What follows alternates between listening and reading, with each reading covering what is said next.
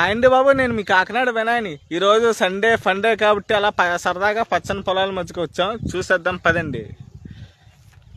చూసారా, చల్లని గాలి, ప్రశాంతమైన వాతావరణం, పచ్చని పొలాలు, పచ్చని చెట్లు. చూసారు కదా గాయస్, ఇదిగోండి పచ్చని పొలాలు, పచ్చని చెట్లు.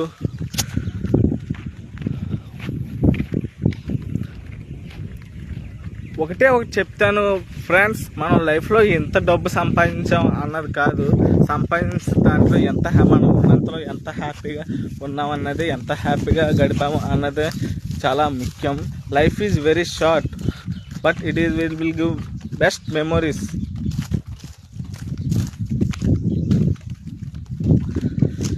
ఇంత పీస్ఫుల్ లైఫ్ మరి ఇంకెక్కడ దొరకదు నాకు తెలిసి.